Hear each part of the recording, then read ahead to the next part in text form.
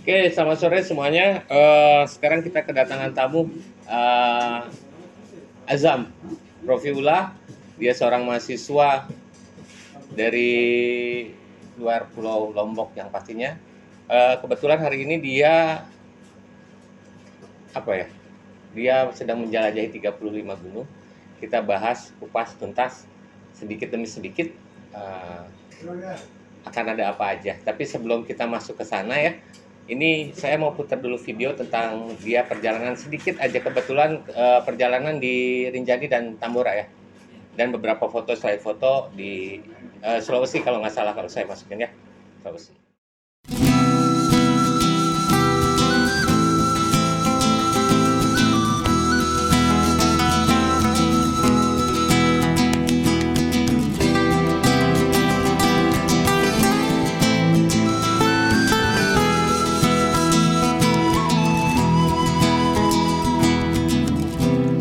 Oh Himalaya, mimpiku melebihi ketinggian 1000 kaki. Tengah menakar kekuatan, menjamu harapan.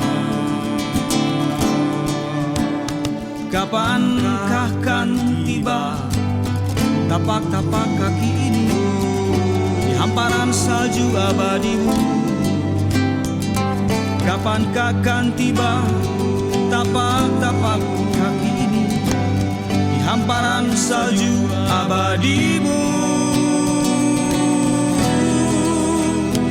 Ku ingin segera berdoa, menyebut kata, menyebut cinta di atas selembar sajadah menghadapnya.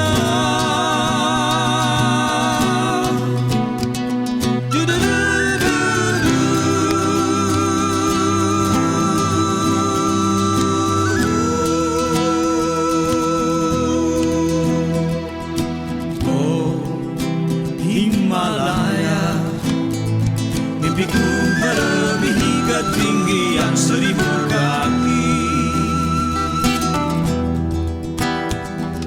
Tengah menakar kekuatan, menjamu harapan. Kapankah kan tiba tapak-tapak kaki ini di hamparan salju abadimu? Kapankah kan tiba tapak-tapak kaki ini di hamparan salju abadimu? Nah itu tadi cuplikan sedikit tentang perjalanannya Azam 35 gunung menggunakan kendaraan roda 2 ya. Tapi lebih baiknya kita panggil dia aja ya, biar tahu bagaimana kisah dia perjalanan ini gitu. Boleh? Kang Azam, saya manggil Kang Mas. Kisana. Kok Kisana? Yuk, Kang Azam, ini dia Kang Azam yang sudah menyelesaikan 35 gunung di tahun 2021. Siap, Kang. Ya, tenun Kang sudah datang di sini nih. Di apa ini? Kanopi. Kanopi. Tapi sebelumnya kita juga dapat ini nih. Ada kopi. Ada kopi. Terima kasih buat Buncit Men, cipta rasa sesuai ngopimu. Ini bisa teman-teman dapetin nanti di Panji Asmara, Jalan Panji Asmara. Kalau pengen kopi, ini ada bentuk kopi yang sudah di roasting. Ini juga ada paper bag yang tinggal seduh aja. Jadi gampang. Ada juga beberapa varian dari teman-teman Buncit Men soal olah rasa kopi gitu, yang udah dikemas ya, sudah dikemas gitu kan, yang pastinya kopi banget. Nah gini, itu kita langsung aja masuk ke percakapan sekarang. Azam. Siap. Kita Salam antara. Hah? Salam antara. Salam antara. Salam antara ya. Ini kan kopinya antara nih. Siap. Ya, kita ngopi sore sekarang di sini. Zam, boleh ceritakan dulu nggak latar belakang Azam melakukan perjalanan 35 gunung dengan tema kalau nggak salah tadi kita ngobrol di belakang Green Tourism ya? Green Tourism. Boleh Zam? Ya, jadi teman-teman semua, saya nama lengkapnya Muhammad Azam Rofiullah. Kebetulan sekarang sedang berkuliah di Jakarta. mahasiswa Jakarta ini kan biasa yang suka naik gunung itu mencari destinasi di Jawa Tengah, Jawa Timur, dan jauh-jauh lah ya. Karena kan Jakarta sendiri minim gitu pilihan untuk naik gunung. Latar belakangnya dulu ketika kita mendaki gunung di Jawa Tengah, Jawa Timur itu mikir, karena dari Jakarta kalau ke Jogja satu gunung doang kan sayang. Udah keluar uang ya kan, dan juga perjalanan. Akhirnya setelah sampai di Yogyakarta misalnya, naik Gunung Merbabu. Kemudian tanggung nih deket Merbabu ada gunung lain, akhirnya naik lagi gitu. Sekali perjalanan bisa 3 gunung.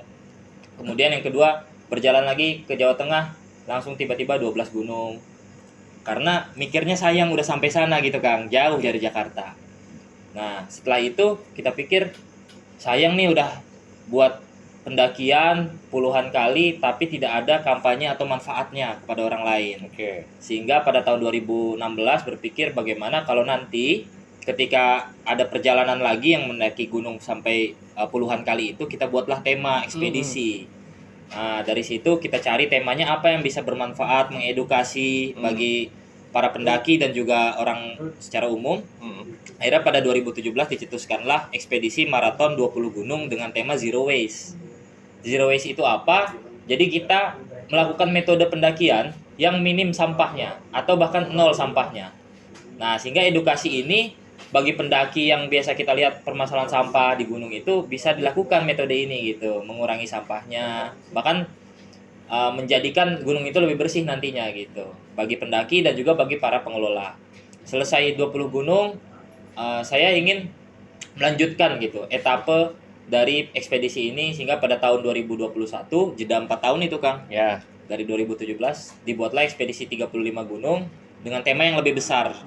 Yaitu Green Tourism, pariwisata hijau, begitu Kang. Pariwisata Latar hijau. belakangnya. Tapi Iya. kan teman-teman di rumah atau yang sekarang di sini kan juga belum tahu nih. Ya, Maksud dari pariwisata hijau itu apa sih sebenarnya? betul.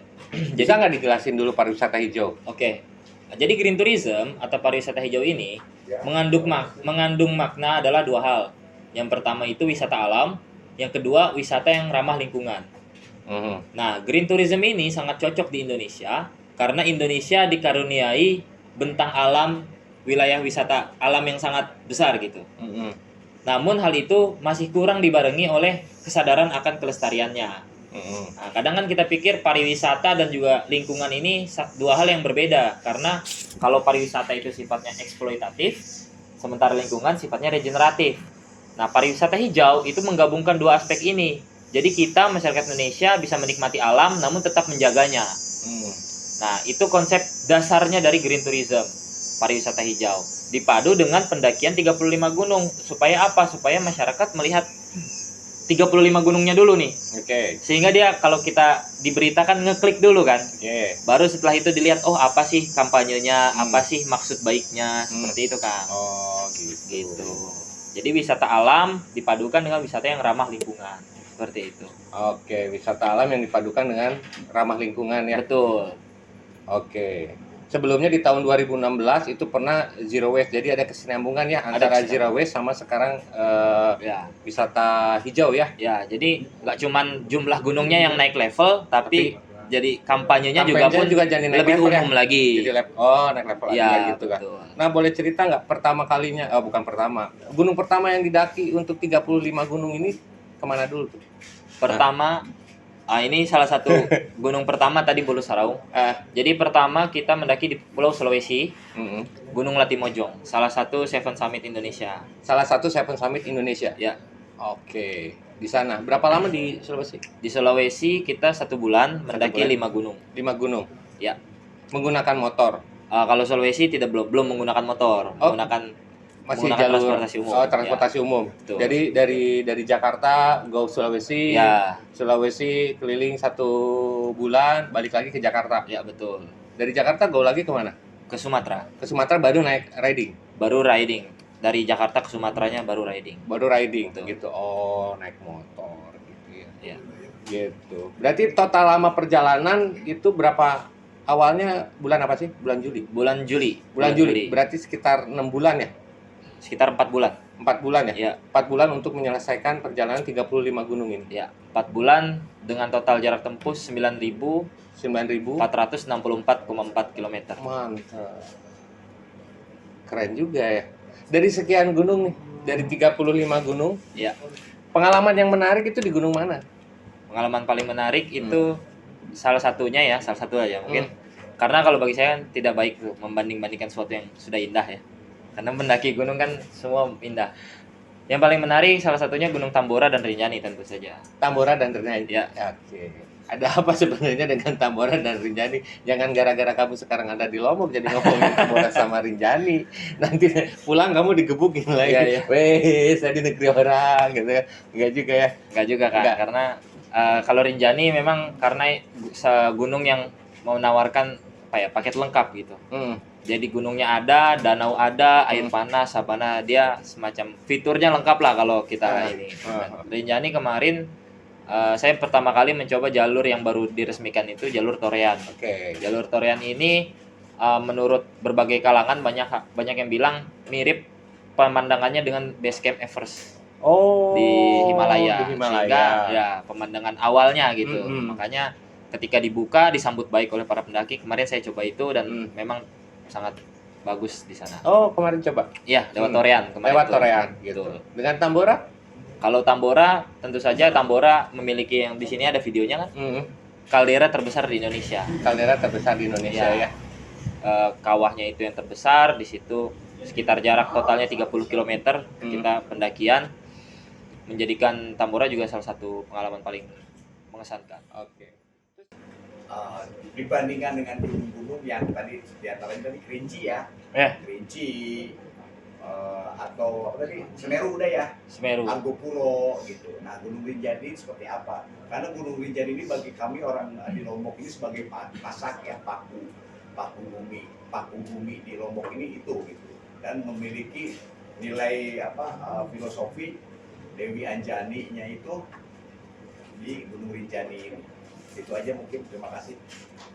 Ya, bagi saya sendiri gunung yang paling berkesan memang salah satunya adalah Rinjani dan Tambora tadi ya.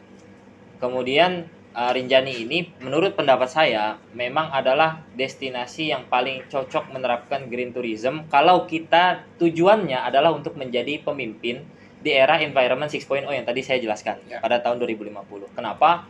Karena Rinjani adalah destinasi yang sudah disokong oleh infrastruktur yang baik, satu. Dan juga ia memiliki ibaratnya fitur lah, kalau di gunung itu lengkap gitu, fitur yang lengkap di gunung. Dia punya danau, dia punya air panas, dia punya sabana dan lain sebagainya. Untuk di iklim tropis, Rinjani adalah paket lengkap dibanding gunung-gunung di Jawa. Katakanlah kalau kita bandingkan secara kasar mungkin dengan Semeru ya. Semeru pun punya danau, Semeru punya sabana. Dia punya puncak yang hampir mirip dengan Rinjani tantangannya. Apakah dia punya air panas? Tidak. Apakah dia punya air terjun di tengah pendakiannya? Tentu saja tidak. Maka Rinjani ini sebenarnya adalah gunung terlengkap gitu untuk dijadikan sebagai semacam wajah gitu bagi green tourism di Indonesia.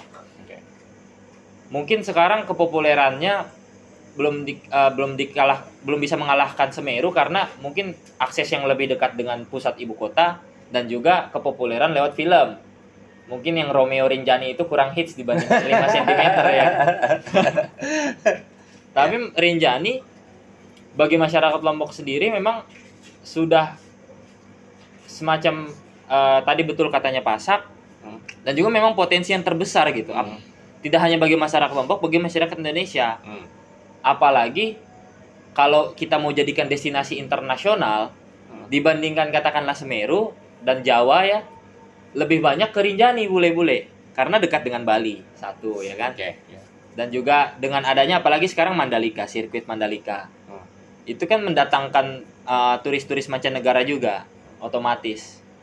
Apalagi dengan sekarang infrastruktur di sekitar Sembalunnya misalnya adanya homestay yang lengkap dan lain sebagainya, adanya paket semacam Sembalun Seven Summit itu kan makin membuat promosi dan marketing yang menarik untuk pariwisata di sekitar Rinjani sendiri. Jadi saya pikir Rinjani ini kalau bisa pemerintah Indonesia dan kita semua masyarakat fokuskan gitu menjadi semacam penggerak gitu bagi si green tourism ini, Rinjani harus dipilih gitu sebagai destinasi yang paling ikonik lah. Ikonik buat Indonesia ya. Untuk Indonesia, nggak cuma Lombok, seluruh Indonesia. Seluruh Indonesia. Betul. Karena di dalamnya paketnya udah lengkap banget ya. paketnya udah lengkap banget. Akses pun transportasi sekarang udah ada Damri Perintis. Ya, Damri Perintis. Ya, dari Mataram ke Dari Sembalun Mataram hanya ke 50.000. Ya.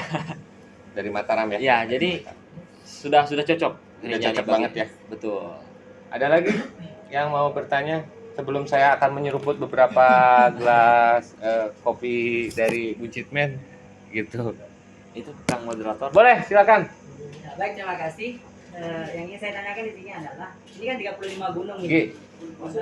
Saya pribadi dari Sasak tentu tahulah bagaimana Rinjani dan seterusnya. Yang ingin saya tanyakan di sini adalah 35 gunung ini pasti mempunyai hal mistis-mistis begitu. Ya, karena tantangan kami kalau kita mau ke Rinjani ada beberapa hal yang Ya. harus kita lewati. Ya, Entah itu kita menggunakan apa namanya mangku ke Rinjani, nah karena Rinjani terkenal dengan mistis-mistis yang banyak gitu lah. Dari sekian banyak gunung, 35 gunung yang memang didaki oleh narasumber, Oke. ada hal mistis apa yang memang didapatkan ketika di Rinjani ini agar kita membuktikan bahwa benar tidak mistisnya di Rinjani dan seterusnya. dapat mistisnya tuh di Rinjani Hmm. katanya. Khusus di Rinjani atau di gunung-gunung lain? Ya di Rinjani saja lah. Di Di Rinjani saja. Ya. Nah, sebelumnya nih karena saya muslim gitu ya. Kita kan tahu gunung itu sarangnya jin. Ya kan, betul. Tapi kadang para muslim ini kurang paham bahwasanya di Islam sendiri selain ada jin, di gunung pun dijaga oleh malaikat. Ya kan, namanya itu kan Malakul Jibal. Ada di hadis itu kan. Nah, jadi kalau saya ketika setiap mendaki santai saja gitu. Santai saja karena satu tahu niat saya baik, tidak ingin merusak, ya kan. Bahkan saya mencoba untuk memperbaiki gitu yang dirusak oleh orang-orang gitu kan ibaratnya. Karena saya tahu niat saya baik, kemudian saya percaya dengan adanya malaikat yang lebih kuat dibanding jin yang di sana. Jadi saya sendiri tidak merasakan gangguan-gangguan seperti itu. Bahkan cenderung kepada skeptis terhadap orang-orang yang terkena gangguan itu ya, terkena gangguan, skeptis terhadap orangnya gitu. Ternyata mendaki itu nggak cuman butuh persiapan fisik juga, tapi mental, niat juga harus baik gitu. Meskipun saya sering dengar cerita di YouTube dan lain sebagainya, saya pikir salah satunya itu marketing saja gitu kan. Siapa tahu ada yang bohong-bohong di sana ya kan, dibesar-besarkan gitu. Kalaupun saya merasakan hal yang mistis itu, bagi saya itu hal yang bukan untuk diceritakan gitu, tapi untuk menjadi evaluasi dan juga hikmah bagi diri saya. Seperti itu. Ya, saya sering mendengar cerita kalau di Torian itu pernah ada porter yang bikin api unggun, apinya dipindahin gitu kan. Dan lain sebagainya. Atau orangnya yang pindah sebenarnya, jadi sudut pandangnya beda gitu ya, apinya Mungkin. beda ya. Gitu. Mungkin. Sebenarnya dia kena jin kemarin gitu. Jin dompet ketika di puncak udah nggak ada duit, gimana Iya. pulang nih kayaknya. Jinnya kayaknya kenanya dompet nih gitu. Oke. Ada lagi teman-teman? Jadi mohon maaf kalau jawabannya agak mengecewakan gitu. Iya gitu. Mau dilanjut lagi? Siapa tahu? Sama ini juga yang menjadi apa namanya yang membuat kami para pendaki yang tidak serak begitu ketika mendaki. Dulu ini sedikit cerita. Dulu ketika kita mau mendaki gunung itu jiwa sosialis kita antara pendaki satu dengan yang lain itu kental banget. Nah, semenjak ada konten-konten yang naik gunung itu juga membuat pendaki-pendaki merasa apatis. Sekedar untuk saling sehilus-hilus jalan aja enggak kita saling tegur sapa ketika mendaki. Jadi ada enggak ketika nanti akan tembus di Rinjani ini untuk regulasi-regulasi tentang bagaimana mendaki dan seterusnya, tentang bagaimana ketika kita ingin mendaki ada regulasi-regulasi yang apa namanya yang membuat mendukung kita dari segi mendaki dan seterusnya. Dalam arti begini, ini tidak hanya sebatas konten dan seterusnya. Memang betul-betul orang yang mendaki ini adalah orang-orang yang punya masalah di kota, lalu mendaki gunung untuk menemukan ketenangan begitu. Oke. Pelarian lah bahasanya. Ketika Paham. umat di kota ya udah kita ke Jadi- ini aja. Ya bukan hanya sekedar konten, dan ini Ya. juga merusak menurut saya nih pribadi, karena konten-konten ini merusak citra dari gunung itu sendiri, entah dari sampah dan seterusnya yang seperti dikatakan Ya, tadi, betul. karena terlalu viral menurut saya begitu. Oke. Jadi begini, kalau jawaban saya Boleh. terhadap toleransi dan lain sebagainya ya antar Ya. para pendaki ya, kedekatan itu. konsepnya itu pada dasarnya adalah manusia itu baru ingat satu sama lain ketika susah, betul. Kalau lagi enak-enak mah ngapain ingat orang lain? Iya. Makanya orang kalau mendaki sendirian pulangnya bawa temen. Kalau orang pergi ke pantai sendirian pulangnya sendirian. Iya. Karena di pantai seneng. Kalau di gunung pasti merasa kesulitan, maka dia ingat orang lain. Nah, itu hal yang terjadi dalam setiap pendakian gitu. Namun ketika mungkin dalam perjalanan itu tantangannya berkurang dan lain sebagainya sehingga dia menikmatinya itu dengan mudah gitu ya. Artinya pendakian menjadi mudah gitu ibaratnya. Jadi dia sedikit demi sedikit akan melupakan orang lain yang ada di sekitarnya. Maka toleransi dan kedekatan itu sedikit-sedikit memudar ya kan. Seperti kan kalau tadi ada konten dan lain sebagainya ya kan, sehingga membuat akses mudah. Orang yang nggak tahu tentang pendakian, dia mendaki sendiri dan lain sebagainya akan lupa dengan teman sekitarnya gitu, karena udah mudah gitu dibandingkan zaman dulu sebelum viral gitu. Nah, maka dari itu hal seperti ini sama sepertinya di Inevitable. Ketika nanti seleb hits kan, bule dan sebagainya, dia mendaki dengan porter dan sebagainya, ya dia karena enak ya ngapain ibaratnya berbaik hati dengan orang-orang yang sekitarnya gitu kan. Nah, kalau kita ingin suasana kehangatan, keakraban itu terjadi, ya salah satunya cara adalah dengan mengedukasi teman-teman, mengedukasi para pendaki yang biasa nanti mendaki gunung. Untuk apa? Untuk dia lebih merasakan dan juga mengetahui ilmu-ilmu atau teori-teori ketika dalam pendakian. Otomatis mereka kan akhirnya tahu gitu, oh mendaki itu sulit ya kan. Maka dia harus mengingat teman sesamanya gitu kan. Jadi tidak menggampangkan gunung tadi Ya. gitu. Tapi boleh aku sedikit menambahkan soal masalah bahwa gunung itu sebagai sebuah pelarian dari kejenuhan di kota gitu ya. Atau permasalahan-permasalahan kita akhirnya lari ke gunung gitu kan ya. Boleh ya saya nambahin Iya, gitu. silakan. Sebenarnya kan ada kaitan ini, kita mencoba untuk mengembalikan dengan kaitannya adalah pendakian untuk green tourism. Istilahnya pendakian yang ramah lingkungan gitu kan. Ketika seorang pendaki sudah menaiki sebuah gunung tapi dengan beban yang sangat banyak, yang itu yang paling berbahaya sebenarnya. Karena gunung itu bukan untuk melepaskan permasalahan gitu kan, yang kita banyak masalah lalu kita naik gunung untuk bisa mendapatkan senang ya gini. Justru itu akan lebih berbahaya untuk para pendaki yang memang dari awalnya sudah membawa masalah ke atas. Itu paling bahaya sekali kalau menurut saya gitu kan ya. Ya itu akhirnya jadi terjadi. Sebenarnya kayak gini. Seperti tadi yang dipermasalahkan adalah konten gitu kan. Ketika gunung tidak menghargai itu gunung sendiri karena permasalahan dia itu sudah ada. Kalau di gunung itu saya harus buat konten. Itu sebenarnya sudah jadi permasalahan. Kalau menurut saya gitu kan. Apalagi dengan permasalahan kayak putus sama pacar, nggak jadi merari, akhirnya naik ke atas Rinjani, itu bahaya sekali.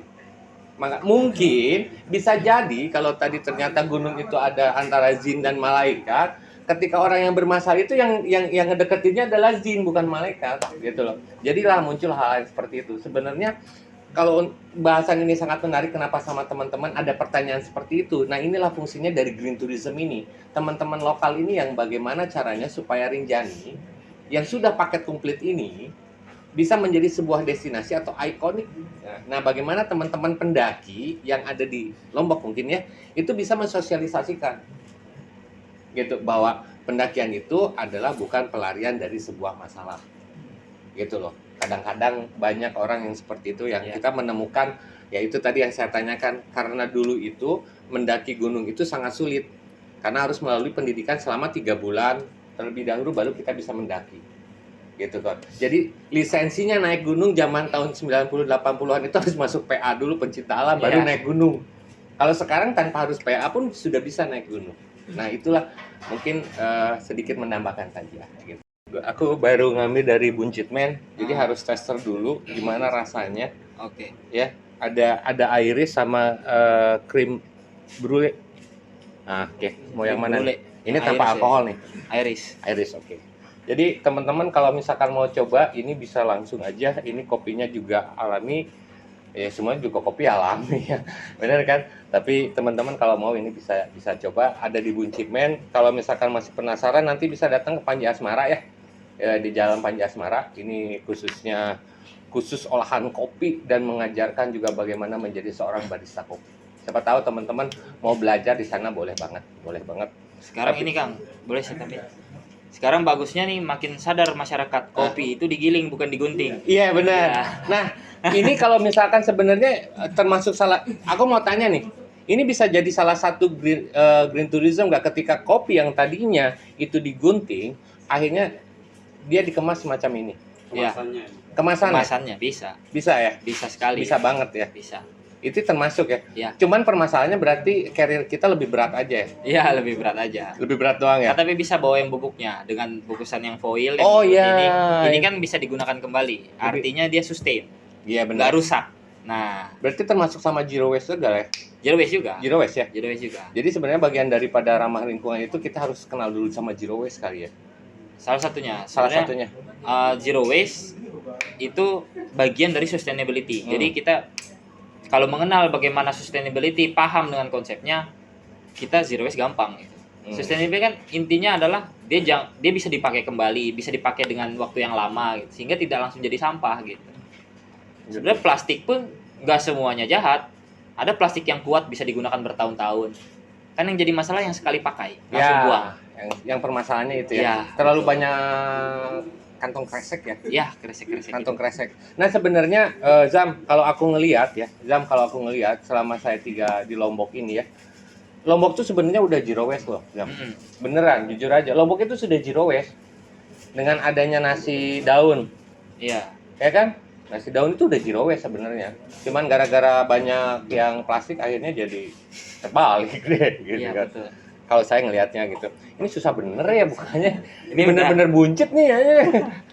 Oke dah. Itu botolnya multifungsi, Kang. Oke, botolnya. Buat kemasan kopi, jadi bisa buat itu monyet. Oh, oke. Selain bisa minum kopi, ternyata ini bisa dipupuk monyet. Wah, jangan dong. Ini fermentasi gitu. Oh, enak nih. Enak memang. Enak bener. Kopinya kopi mana nih? Pakai kelinci. Oh, pakai kelinci. Kelinci, kaki. Berarti kita belum ya sama Lombok ya? Oke, nanti kita bahas soal Lombok. Nah, Kopi Lombok. kopi Lombok gitu. Dilanjut lagi, mungkin ada lagi teman dari perempuannya mau bertanya soal belum? Udah pernah naik gunung? Udah. Pernah. Orang punya gunung gimana ya? Sorry. Pertanyaan. Jawaban dari Boleh bertanya. Jadi seperti ini jawabannya. Kamu pernah naik gunung mirip film Gi. Gi. Film Gi. Nggak? Gi. Ya. Gi. Ya. Yang meninggal seorang aktivis Bapak UI yang kami yang meninggal di Gunung Semeru. Ada filmnya Gi. Nanti kita tonton nanti. Ya, nanti. Nah, ini kan jadi fenomenal juga ya. Ya.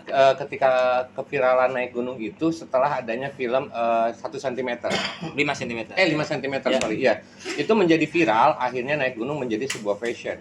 Ya. Gitu kan. Tapi tidak nah, menurut Azam nih, dengan cara film itu Pak, dengan film itu kah apakah bisa kita ngerubah mindsetnya teman-teman yang pemula untuk bahwa green tourism itu bisa dilaksanakan dengan film gitu.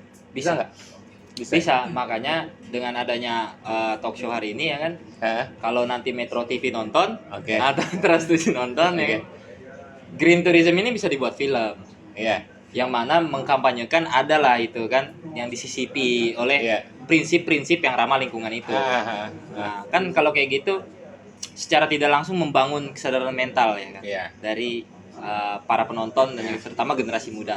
Ya, karena permasalahannya si film Romeo and Rinjani ini kan itu lumayan karena itu meninggalkan banyak banget. Itu pernah ya di Rinjani kalau nggak salah itu di Segara Anak gitu ya. Di film Romeo and Rinjani itu meninggalkan banyak sampah banget gitu. Nah, itu yang akhirnya geram juga sih buat para pendaki ya gitu kan. Gitu. Boleh, Mbak, yuk bertanya yuk. Apakah masih jomblo atau enggak? Boleh. Nomor teleponnya berapa? Boleh. Nanti saya kasih nomor saya, bertanya ke dia, kasih nomor saya. Kasih nomor saya. Gitu. Boleh, siap. 3 gunung apa aja? 35 gunung apa aja? Nah, tuh. Pertanyaannya kita ada list ya satu persatu. 35 gunung ada apa 35 aja? gunung. Di Sulawesi 5 gunung.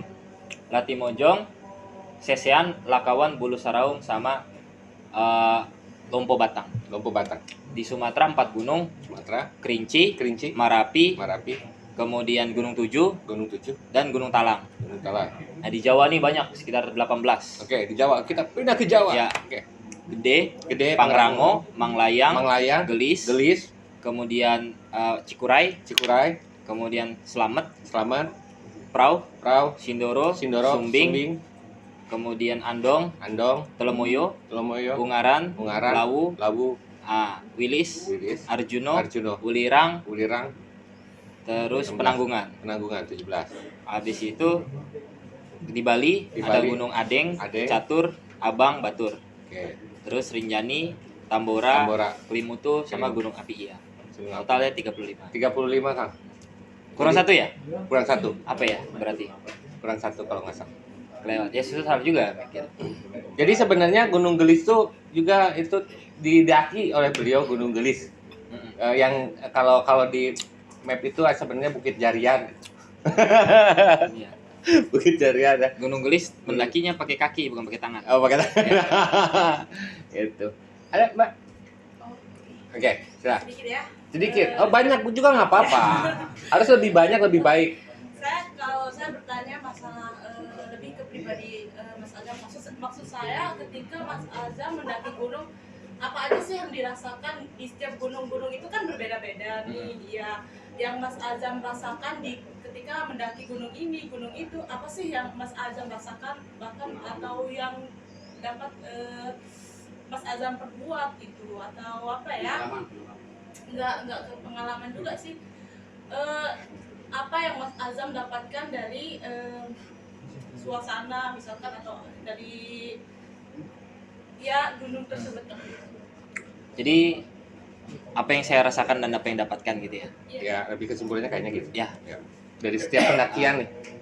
Jadi nih Mbak, ekspedisi ini, perjalanan ini adalah sebuah pencarian. Pencarian ini adalah pencarian yang panjang gitu. Kalau ditanya apa yang didapatkan, kita juga nggak tahu mencari apa. Tapi yang jelas, yang kita rasakan adalah rasa cinta kita terhadap tanah air makin tinggi, ya kan? Karena saya sering bilang ekspedisi ini mungkin selesai, tapi perjalanan mencintai Indonesia masihlah belum usai. Gitu. Jadi rasa cinta, rasa syukur, ya kan? Dan juga merasa bertanggung jawab, makin bertanggung jawab terhadap kelestarian alam dan juga terhadap kesejahteraan juga bagi masyarakat dan juga orang Indonesia secara umum. Itu yang ingin diperjuangkan gitu dari kampanye ini. Jadi gitu Mbak. Jadi dia akan lebih cinta Indonesia dibandingkan sama perempuan. Ya, Begitu. bahaya ini. Kan perempuan itu bagian dari Indonesia. Oh, bagian dari Ya, Asia. jadi ikut Tapi dicintai. jangan terlalu banyak karena Iya, Indonesia gede banget loh. Iya. Nanti kamu setiap daerah ada lagi. Setiap gunung ada lagi. Di sini satu mensok satu. Bahaya. Bahaya. Woi, teman yang lain